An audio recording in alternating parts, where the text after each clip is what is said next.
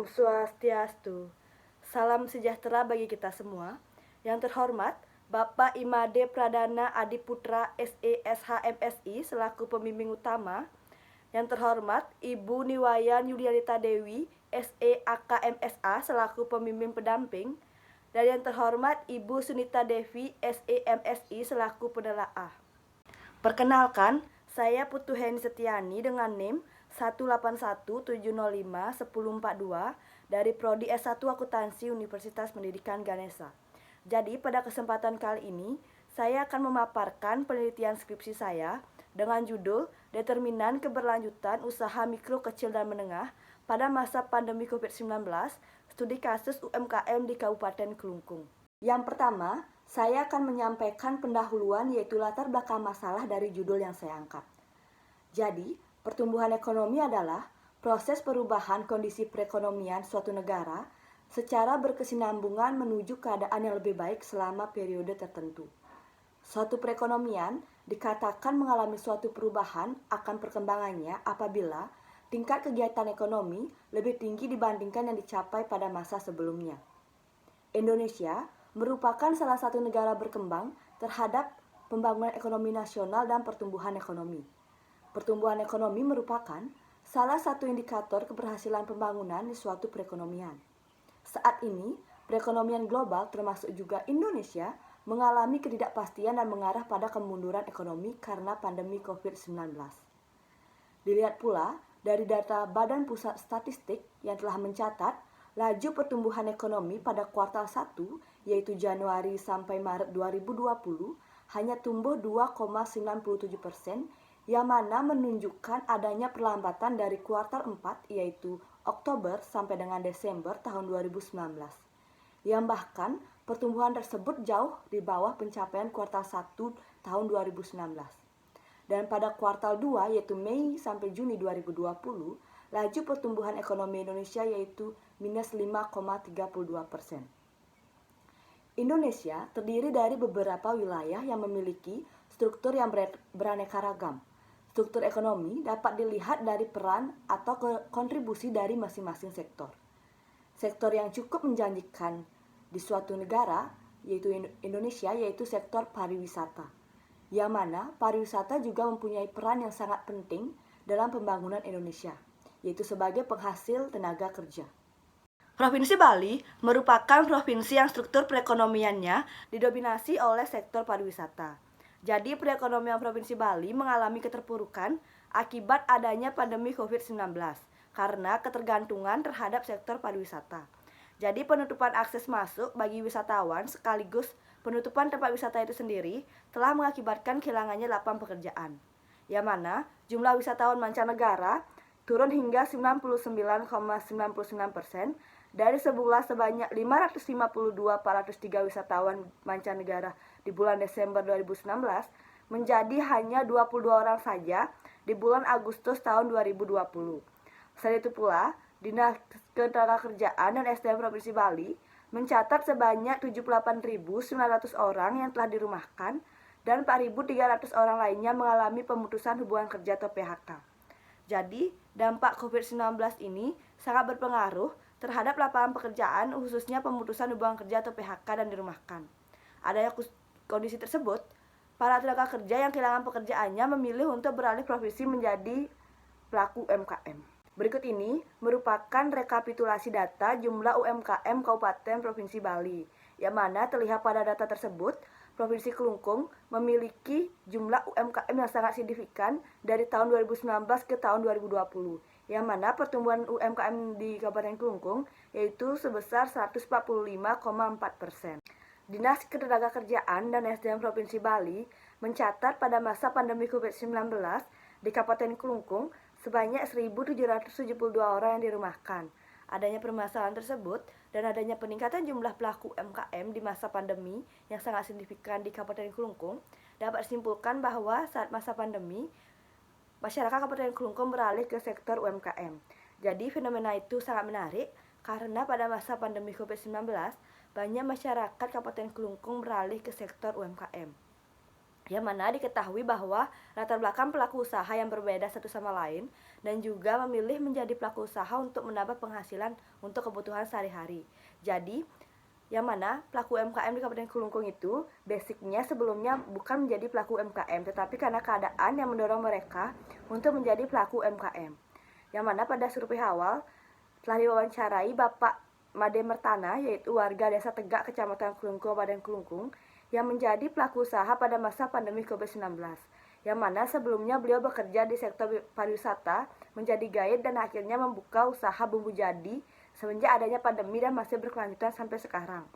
Selain itu pula, wawancara dengan Ibu Putu Sriawati yang merupakan warga Desa Tegak, Kecamatan Kelungkung, Kabupaten Kelungkung pula, semenjak adanya pandemi COVID-19, membuka usaha sembako bersama suaminya karena suaminya dirumahkan dari tempatnya bekerja pada masa pandemi COVID-19 dan masih berkelanjutan pula sampai sekarang. Menteri Perdagangan Bapak Agus Suparmanto mengharapkan UMKM dapat membantu memainkan peran penting sebagai penopang perekonomian bangsa serta mampu menggerakkan perekonomian dan meningkatkan daya beli masyarakat di tengah pandemi COVID-19. Jadi berikut ini terdapat rekapitulasi data sektor UMKM di Kabupaten Kelungkung, yang mana sektor perdagangan memiliki peningkatan yang sangat signifikan dari tahun 2019, yaitu sebelum adanya pandemi, dan tahun 2020 awal mula adanya pandemi, yang mana terlihat bahwa tahun 2019 terdapat 4.004 pelaku UMKM dan pada tahun 2020 meningkat sangat signifikan menjadi 25.212 pelaku UMKM. Di balik meningkatnya jumlah UMKM di Provinsi Bali, khususnya Kabupaten Kelungkung, dan khususnya di sektor perdagangan, terdapat beberapa hal yang terjadi pada UMKM di masa pandemi, yang mana saat beroperasional, terdapat pula dampak yang dirasakan oleh pelaku UMKM. Dari hasil penelitian, secara global, dampak dari pandemi COVID-19 sangat menonjol pada sektor perdagangan, yang mana terjadi ketidakpastian permintaan dan penawaran yang berubah sangat cepat. Jadi UMKM Provinsi Bali mengalami kendala berupa kesulitan modal 12%, kesulitan distribusi sebesar 10%, kesulitan bahan baku sebesar 6%, kesulitan produksi sebesar 4%, dan penurunan omset penjualan. Jadi, usaha mikro kecil dan menengah atau UMKM ini merupakan badan usaha milik perseorangan yang tidak memiliki badan hukum, namun memiliki peran dan ikut berkontribusi dalam perekonomian di Indonesia. Jadi UMKM ini memiliki keunggulan dan pada masa pandemi COVID-19 adanya kendala dalam beroperasional yang dirasakan oleh pelaku UMKM. Jadi sesuai masalah tersebut dan survei awal yang telah dilakukan, jadi peneliti ingin meneliti apa yang menyebabkan keberlanjutan usaha mikro kecil dan menengah di Kabupaten Kelungkung itu, walaupun basic mereka sebelumnya bukan menjadi pelaku UMKM, tetapi karena dorongan yang membuat mereka menjadi pelaku usaha mikro kecil dan menengah. Mengingat meningkatnya usaha mikro kecil dan menengah, keberlanjutan usaha sangat diperlukan, yang mana pada keberlanjutan usaha ini juga perlu strategi bersaing yang baik.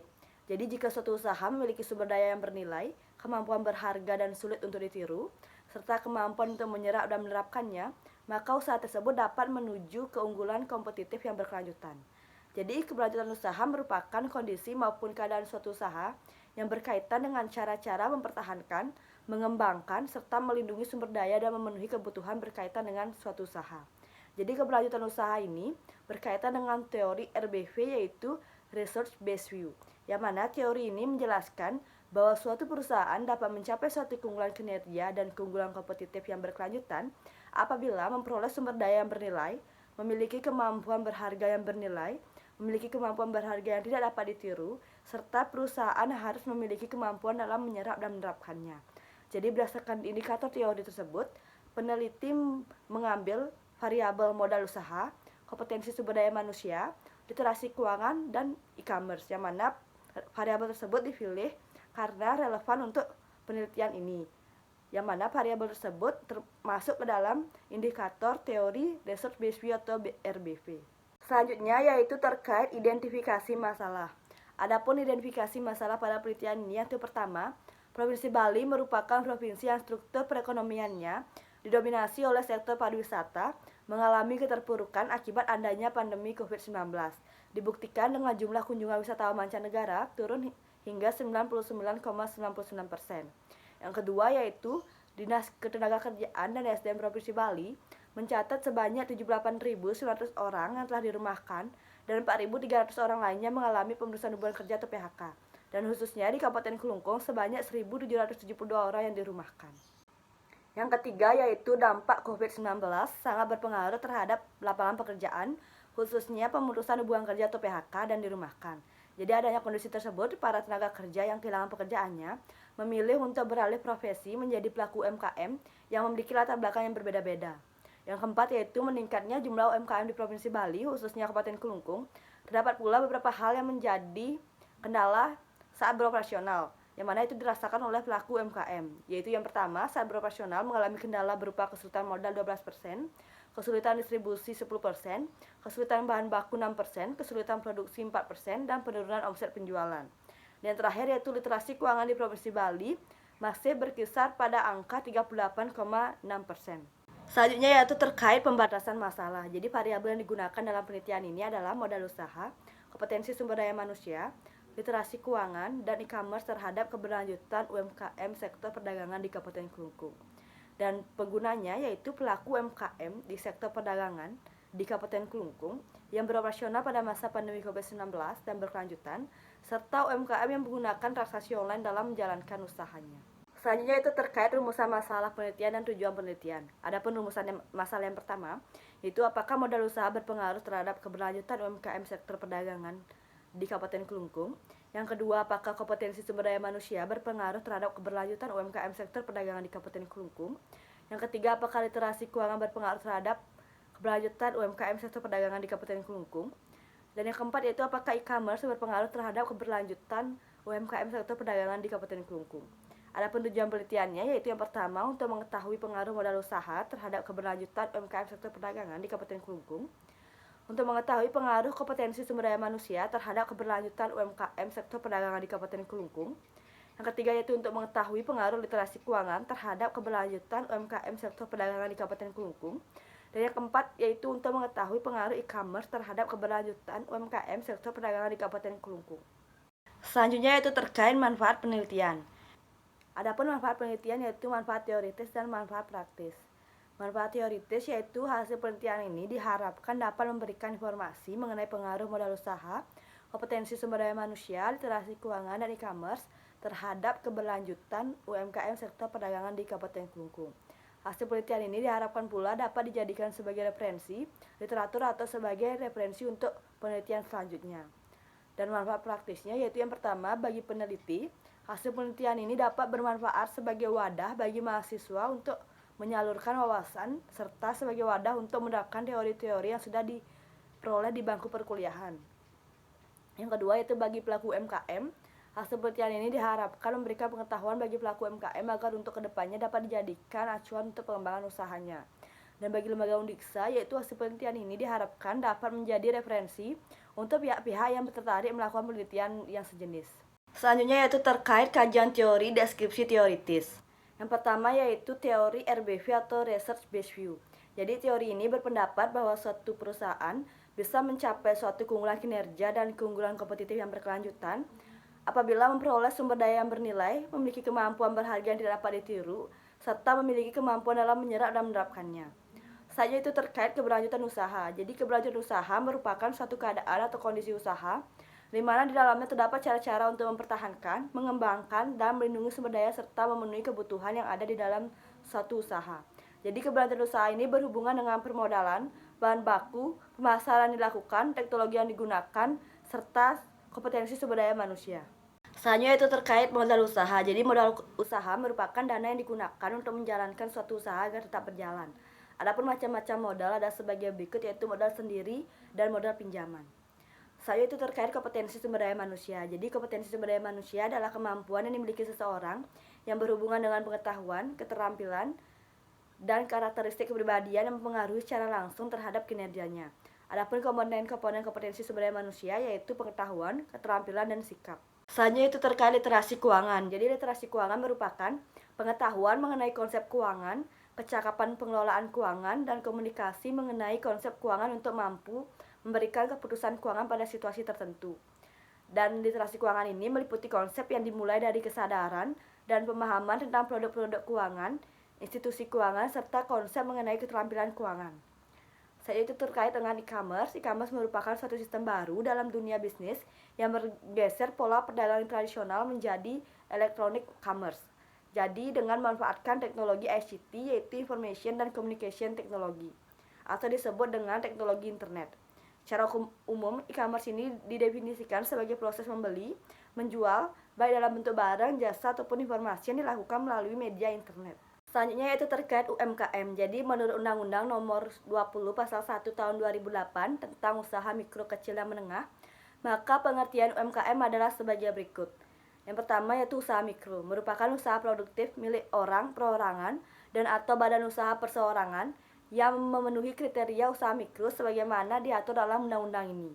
Yang kedua yaitu usaha kecil, merupakan usaha ekonomi produktif yang berdiri sendiri yang dilakukan oleh orang perorangan atau badan usaha yang bukan merupakan anak perusahaan atau bukan cabang perusahaan yang dimiliki, dikuasai atau menjadi bagian baik langsung maupun tidak langsung dari usaha menengah atau usaha besar yang memenuhi kriteria usaha kecil sebagaimana dimaksud dalam undang-undang ini. Yang ketiga yaitu usaha menengah adalah usaha ekonomi produktif yang berdiri sendiri yang dilakukan oleh orang perorangan atau badan usaha yang bukan merupakan anak perusahaan atau cabang perusahaan yang dimiliki, dikuasai atau menjadi bagian baik langsung maupun tidak langsung dengan usaha kecil atau usaha besar dengan jumlah kekayaan bersih atau hasil penjualan tahunan sebagaimana diatur dalam undang-undang ini. Adapun kriteria penggolongan UMKM yaitu pada jenis usaha mikro, aset yaitu maksimal 50 juta dan omset maksimal 300 juta. Untuk usaha kecil, aset lebih dari 50 juta sampai 500 juta dan omset lebih dari 300 juta sampai 2,5 miliar. Dan untuk usaha menengah, aset lebih dari 500 juta sampai 10 miliar dan omset lebih dari 2,5 miliar sampai 50 miliar. Selanjutnya itu terkait kajian hasil penelitian yang relevan, yang mana penelitian yang pernah dilakukan sebelumnya penting diungkapkan karena dapat digunakan sebagai sumber informasi dan sebagai bahan acuan bagi penulis. Jadi beberapa penelitian terdahulu yang berkaitan dengan penelitian ini yaitu ada penelitian dari Faradillah et al. Tahun 2022, ada penelitian dari Azhara tahun 2021, ada penelitian dari Lestari tahun 2021, ada penelitian dari Muttoharoh tahun 2021, ada penelitian dari Hilmawati dan Kusumaningtyas tahun 2021, ada penelitian dari Febrianti tahun 2020, ada penelitian dari Kusuma et al. Tahun 2022, ada penelitian dari Indrayati tahun 2020, ada penelitian dari Christopher dan Kristianti tahun 2020, ada penelitian dari Safrianti tahun 2020, ada penelitian dari Nasri tahun 2020, ada penelitian dari Apriani tahun 2019, ada penelitian dari Murtadlo dan Hanang tahun 2018, ada penelitian dari Prameshela tahun 2017, dan ada penelitian dari Rahayu dan Muzdolifah tahun 2017. Selanjutnya itu terkait kerangka berpikir. Adapun kerangka berpikir dalam penelitian ini yaitu menjelaskan pengaruh modal usaha yaitu X1, pengaruh kompetensi sumber daya manusia yaitu X2, pengaruh literasi keuangan yaitu X3, dan pengaruh dari e-commerce yaitu X4 terhadap keberlanjutan UMKM yaitu variabel Y. Selanjutnya yaitu terkait hipotesis penelitian. Adapun hipotesis penelitian ini yaitu hipotesis pertama, modal usaha berpengaruh terhadap keberlanjutan UMKM sektor perdagangan di Kabupaten Kelungkung yang mana didukung oleh penelitian Apriani tahun 2019, Prameshela tahun 2021, dan Setiawati tahun 2021. Dan hipotesis yang kedua yaitu kompetensi sumber daya manusia berpengaruh terhadap keberlanjutan UMKM sektor perdagangan di Kabupaten Kelungkung didukung oleh penelitian Sari tahun 2021, Murtadlo dan Hanan tahun 2018, dan Lestari tahun 2021.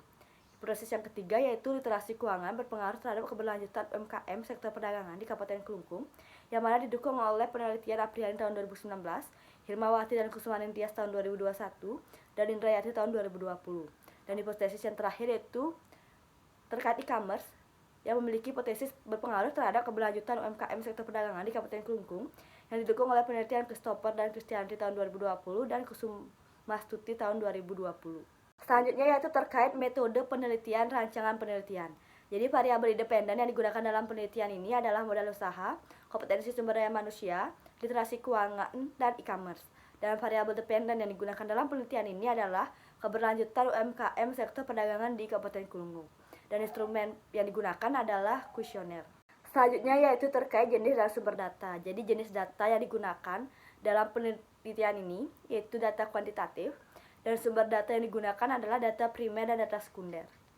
Terkait populasi dan sampel, populasi dalam penelitian ini adalah UMKM di Kabupaten Kelungkung yaitu berjumlah 35.792 dan sampel yang mana pada sampel, metode pengambilan sampel yang digunakan adalah purposive sampling, dan sampel dipilih berdasarkan beberapa kriteria dan menggunakan rumus Slovin dengan tingkat kesalahan 5%.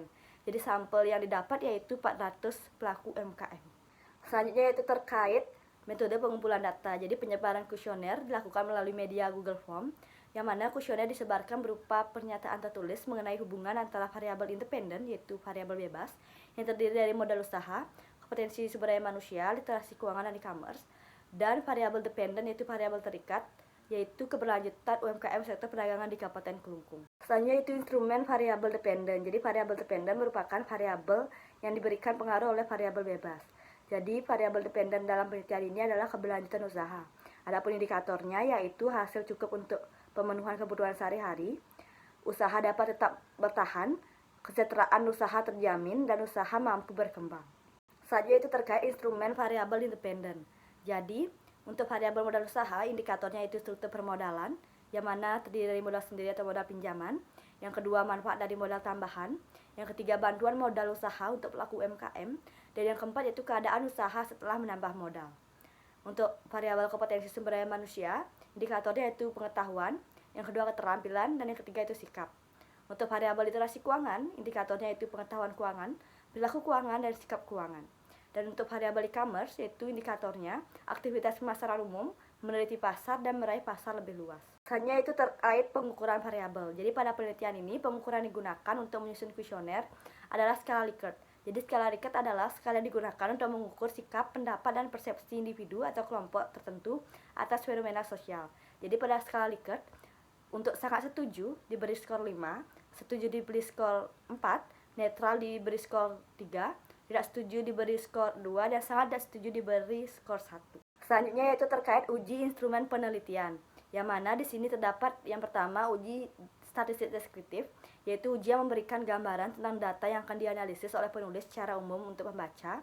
Yang kedua yaitu uji instrumen penelitian yang terdiri dari uji validitas dan uji reliabilitas.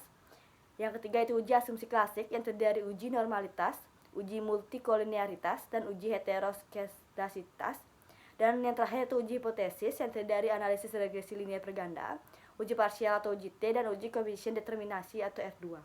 Selanjutnya yaitu terkait hasil uji instrumen penelitian, uji statistik deskriptif. Jadi untuk variabel yang pertama yaitu modal usaha, memiliki skor minimum 15, skor maksimum 25, dan rata-rata yaitu 21,87, dan standar defisiasi yang diperoleh sebesar 2,43. Yang berarti besaran sebaran data terhadap variabel modal usaha yaitu 2,43 dari jumlah 400 responden. Rata-rata yang berjumlah 21,87 itu memiliki nilai yang lebih tinggi dari standar defisiasi yang menunjukkan rendahnya penyimpangan data. Jadi adapun penyimpangan data yang rendah menunjukkan bahwa meratanya penyebaran nilai data atau data terdistribusi secara merata.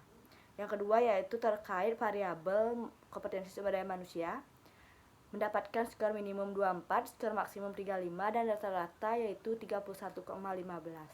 Standar defisiasi yang diperoleh sebesar 2,256, yang berarti besaran sebaran data terhadap variabel kompetensi sumber daya manusia yaitu 2,256 dari jumlah 400 responden. Rata-rata yang berjumlah 31,15 memiliki nilai yang lebih tinggi dari standar defisiasi, sehingga menunjukkan rendahnya penyimpangan data. Untuk variabel literasi keuangan, skor minimum yaitu 22, skor maksimum 30, dan rata-rata yaitu 27,58. Standar defisiasi yang diperoleh sebesar 1,645, yang berarti bahwa sebaran data dari variabel literasi keuangan yaitu 1,645 dari jumlah 400 responden. Dan rata-rata yang berjumlah 27,58 ini memiliki nilai yang lebih tinggi dari standar defisiasi, sehingga menunjukkan rendahnya penyimpangan data. Dan variabel yang terakhir yaitu variabel e-commerce, memiliki nilai minimum 21, maksimum 35, dan rata-rata 31,12. Dan standar defisiasi yang diperoleh sebesar 1,711, yang berarti besaran sebaran data terhadap variabel e-commerce yaitu 1,711 dari jumlah 400 responden. Rata-rata yang berjumlah 22,44 memiliki nilai yang lebih tinggi dari standar defisiasi, sehingga menunjukkan rendahnya penyimpangan data. Selanjutnya itu terkait hasil uji instrumen penelitian yaitu uji validitas, yang mana pada uji validitas penelitian dinyatakan valid apabila R hitung lebih dari R tabel dan nilai signifikansi kurang dari 0,05. Nilai R tabel untuk tingkat signifikansi 5% dan N adalah 400 adalah 0,098. Jadi dilihat pada tabel, semua variabel X dan variabel Y dinyatakan valid karena R hitungnya itu lebih besar dari R tabel dan nilai signifikansinya kurang dari 0,05. Selanjutnya itu terkait hasil uji instrumen penelitian uji reliabilitas. Jadi, suatu instrumen penelitian yang dapat dikatakan reliable apabila mempunyai Cronbach's alpha lebih dari 0,6. Jadi, untuk modal usaha memiliki Cronbach's alpha 0,627, kompetensi sumber daya manusia memiliki Cronbach's alpha 0,68, literasi keuangan memiliki Cronbach's alpha 0,61, e-commerce memiliki Cronbach's alpha 0,799, dan keberlanjutan UMKM memiliki Cronbach's alpha 0,655. Jadi semua variabel memiliki Cronbach's alpha lebih dari 0,6, maka penelitian ini dapat dikatakan reliable. Selanjutnya itu terkait hasil uji asumsi klasik uji normalitas. Jadi penelitian ini menggunakan uji statistik one sample Kolmogorov-Smirnov test dengan pendekatan Monte Carlo signifikan dan eksak signifikan. Jadi apabila nilai signifikan lebih dari 0,05 maka data terdistribusi secara normal. Jadi pada penelitian ini dilihat hasil uji normalitasnya untuk pendekatan Monte Carlo signifikan yaitu 0,225 dan untuk pendekatan eksak signifikan yaitu 0,261. Jadi hasil uji normalitas penelitian ini lebih besar nilai signifikannya dari 0,05. Jadi dapat dikatakan bahwa data terdistribusi secara normal. Selanjutnya itu terkait hasil uji asumsi klasik uji multikolinearitas. Jadi dilihat pada tabel, variabel bebas, modal usaha, kompetensi sumber daya manusia, literasi keuangan, e-commerce memiliki nilai toleransi lebih dari 0,1 dan nilai VIF yaitu kurang dari 10. Jadi dapat dikatakan bahwa variabel bebas pada penelitian ini bebas dari multikolinearitas. Selanjutnya itu terkait hasil uji asumsi klasik yaitu uji heteroskedastisitas. Yang mana pada penelitian ini menggunakan uji Gletser yaitu nilai signifikansi harus lebih besar dari 0,05, maka dapat dikatakan tidak terdapat gejala heteroskedastisitas. Yang mana pada tabel terlihat bahwa seluruh variabel bebas memiliki nilai signifikansi lebih dari 0,05, maka dapat dikatakan tidak terdapat gejala heteroskedastisitas. Selanjutnya itu terkait hasil uji hipotesis, uji regresi linear berganda. Jadi pada tabel terlihat bahwa konstanta yaitu min 1,432 yang menunjukkan bahwa apabila variabel dependen, modal usaha, kompetensi sumber daya manusia, literasi keuangan, dan e-commerce menilai 0, maka variabel keberlanjutan usaha mikro, kecil, dan menengah akan mengalami penurunan. Yang kedua yaitu nilai koefisien variabel modal usaha sebesar 0,202 yang menunjukkan bahwa variabel modal usaha memiliki hasil ke arah positif terhadap keberlanjutan UMKM. Artinya variabel modal usaha berpengaruh positif terhadap variabel keberlanjutan UMKM. Yang ketiga yaitu nilai koefisien variabel kompetensi sumber daya manusia sebesar 0,171 yang menunjukkan bahwa variabel kompetensi sumber daya manusia memiliki hasil ke arah positif terhadap keberlanjutan UMKM. Artinya variabel kompetensi sumber daya manusia berpengaruh positif terhadap variabel keberlanjutan UMKM. Yang keempat yaitu nilai variabel literasi keuangan sebesar 0,372 yang menunjukkan bahwa variabel literasi keuangan memiliki hasil ke arah positif terhadap keberlanjutan UMKM. Artinya variabel literasi keuangan berpengaruh positif terhadap variabel keberlanjutan UMKM. Yang terakhir yaitu nilai koefisien variabel e-commerce sebesar 0,124 yang menunjukkan bahwa variabel e-commerce memiliki hasil ke arah positif terhadap keberlanjutan UMKM. Yang artinya variabel e-commerce berpengaruh positif terhadap variabel keberlanjutan UMKM. Selanjutnya itu terkait hasil uji hipotesis, yaitu uji parsial atau uji T.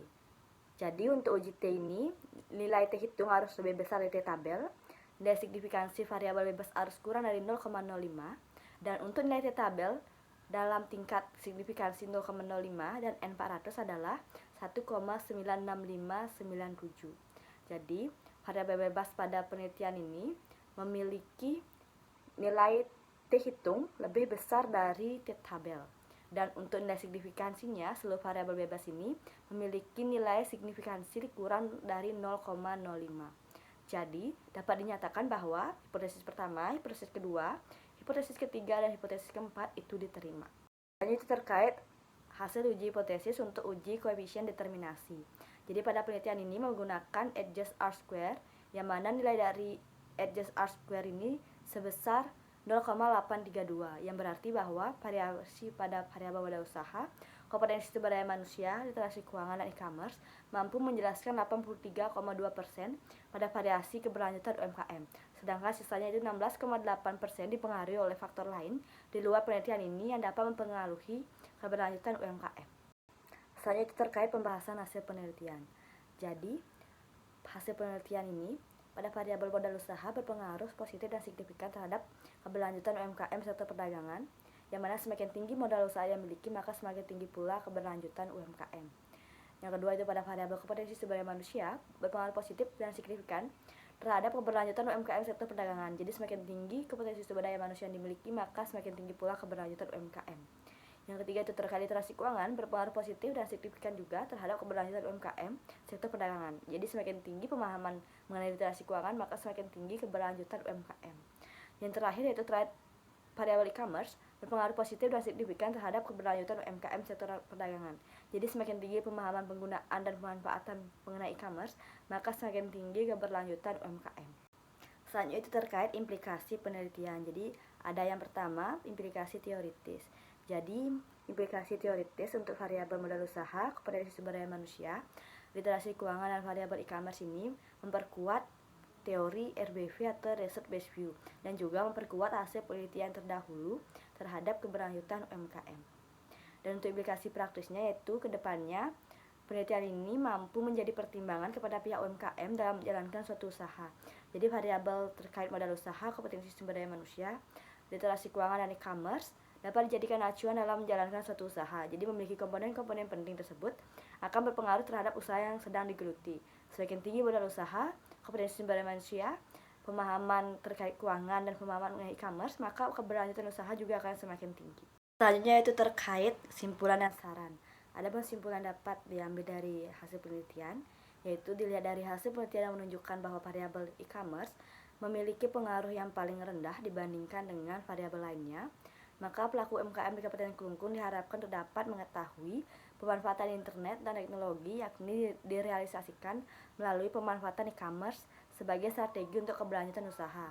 Jadi diharapkan dengan adanya penelitian ini dapat menambah pengetahuan bagi pelaku UMKM di Kabupaten Klungkung untuk dapat melakukan digitalisasi terhadap usahanya, sehingga terjadi peningkatan pendapatan guna keberlangsungan usaha. Jadi pengetahuan mengenai pemanfaatan e-commerce dapat dilakukan dengan mengikuti pelatihan maupun sosialisasi yang dilaksanakan oleh Dinas Koperasi Usaha Kecil dan Menengah dan Perdagangan di Kabupaten Klungkung. Selain itu, pemanfaatan e-commerce dapat memperluas jaringan pasar dan menjangkau konsumen. Dan bagi peneliti selanjutnya, saran yang dapat disampaikan yaitu diharapkan peneliti selanjutnya memaksimalkan hasil penelitian dengan menguji variabel lain yang dapat mempengaruhi keberlanjutan UMKM. Selain variabel modal usaha, kompetensi sumber daya manusia, literasi keuangan, dan e-commerce terhadap keberlanjutan UMKM. Karena pada uji determinasi dilihat bahwa koefisien untuk penelitian ini sebesar 83,2%. Jadi sisanya itu ada 16,8% variabel yang mempengaruhi keberlanjutan UMKM selain pada variabel penelitian ini. Selanjutnya itu terkait keterbatasan penelitian. Jadi peneliti menyadari bahwa penelitian ini masih belum sempurna, terdapat kelemahan, kekurangan, dan keterbatasan. Dalam hal ini peneliti akan memaparkan kelemahan, kekurangan, dan keterbatasan terjadi, yakni mengenai penyebaran kuesioner yang tidak dapat secara langsung turun ke lapangan ke seluruh kecamatan yang ada di Kabupaten Klungkung. Yang mana diketahui Kabupaten Klungkung ini memiliki 4 kecamatan, yakni Kecamatan Banyerangkan, Kecamatan Dawan, Kecamatan Klungkung, dan Kecamatan Nusa Penida.